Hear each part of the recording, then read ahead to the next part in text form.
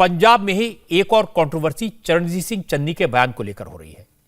UP Bihar के लोगों पर चन्नी के कंट्रोवर्शियल कमेंट पर आज सियासत और आगे बढ़ी। प्रधानमंत्री नरेंद्र मोदी ने चन्नी के विवादित कमेंट को लेकर कांग्रेस पर तीखे हमले किए। मोदी ने चन्नी के साथ साथ प्रियंका गांधी पर भी तंज कसे। प्रियंका गांधी की ताली और हंसी पर निशाना साधा। मोदी ने कहा, जब चन्नी यूपी और बिहार के लोगों का अपमान कर रहे थे तब दिल्ली का परिवार बगल में खड़े होकर तालियां बजा रहा था। मोदी ने सन 84 के दंगों का जिक्र किया। कहा, कांग्रेस का यही काम है। कांग्रेस ने हमेशा एक क्षेत्र के लोगों को दूसरे क्षेत्र के लोगों से लड़ाया है। लोगों को लड़ाकर कांग्रेस ने अपनी राजनीति की। कांग्रेस हमेशा से एक क्षेत्र के लोगों को दूसरे से लड़ाती रहती है ताकि उनकी गाड़ी चल जाए। ये कांग्रेस के जो मुख्यमंत्री ने जो कल बयान दिया है और जिस पर ये दिल्ली का परिवार है उनका मालिक, वो बगल में खड़े रह करके तालियां बजा रहा था और ये पूरे देश ने देखा है। अपने इन बयानों से ये लोग किसका अपमान कर रहे हैं?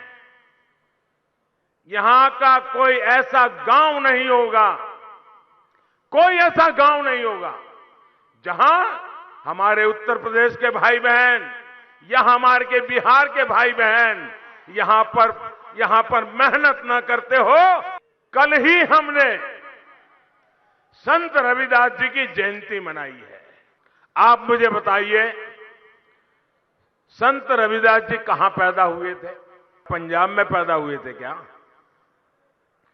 संत रविदास जी उत्तर प्रदेश के बनारस में पैदा हुए थे, काशी में पैदा हुए थे।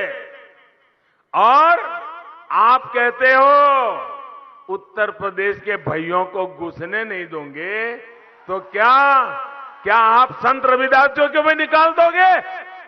क्या संत रविदास जी के नाम को मिटा दोगे? क्या भाषा बोलते हो तुम लोग?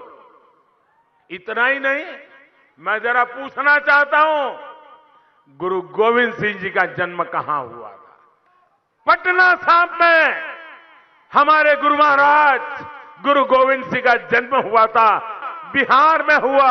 और तुम कहते हो बिहार के लोगों को घुसने नहीं देंगे, तो क्या तुम गुरु गोविंद सिंह महाराज का अपमान करोगे? आप गुरु गोविंद सिंह जी का अपमान सहन करोगे क्या? जिस मिट्टी में गुरु गोविंद सिंह जी ने जन्म लिया उस मिट्टी का अपमान करोगे क्या? जिस मिट्टी में गुरु गोविंद सिंह जी ने जन्म लेकर के हमारी रक्षा की, उस मिट्टी के संतानों को पंजाब में घुसने नहीं देंगे, ये भाषा का प्रयोग करोगे क्या?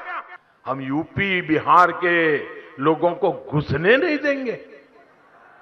इस तरह की विभाजनकारी सोच को एक पल के लिए पंजाब में राज करने का अधिकार नहीं है। भाइयों बहनों,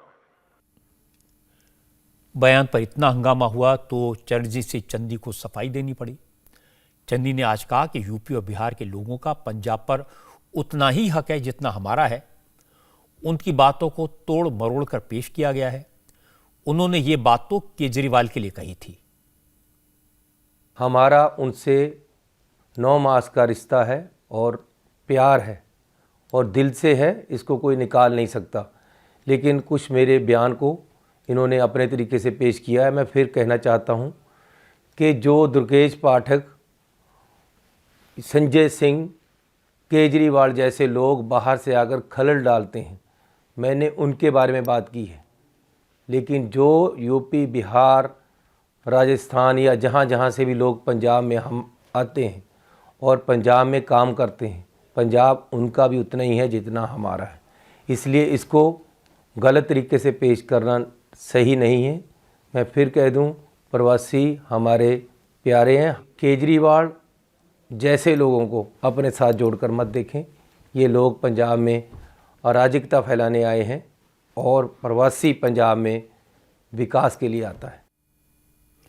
अच्छा है, चन्नी ने उत्तर प्रदेश और बिहार के लोगों के लिए सफाई दी, लेकिन वो ये बात भूल गए कि अरविंद केजरीवाल का यूपी से या बिहार से कोई लेना देना नहीं है।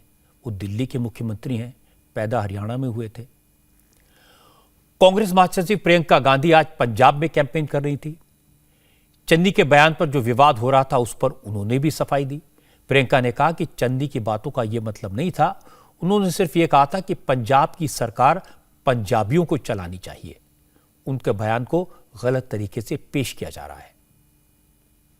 ये क्या करते हैं कि किसी भी चीज़ को लेके उसको घुमा के पब्लिक के सामने इस तरह से प्रेजेंट करेंगे कि भाई बहुत बड़ा अपमान हो गया। चन्नी जी क्या कह रहे थे, एक संदर्भ में बात कर रहे थे। वो बेसिकली ये कह रहे थे कि पंजाब की सरकार पंजाबियों से चलनी चाहिए।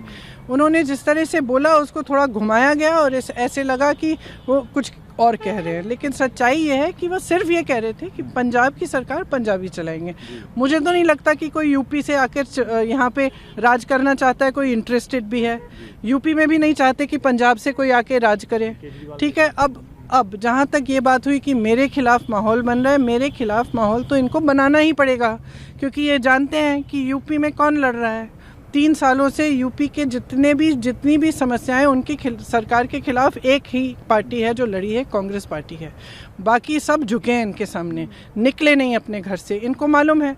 तो अब किसी न किसी तरह से अपमान किया है। भैया आपने जो अपमान किया है ना यूपी के लोगों का, यूपी के किसानों का, यूपी के लोगों को इतनी महंगाई देके इनको इतनी बेरोज़गारी देके, और जो अपमान आपने किया है कि आप ही के मंत्री के बेटे ने उनके किसानों को कुचला है। ये यूपी के थे वो किसान जिनको कुचला गया।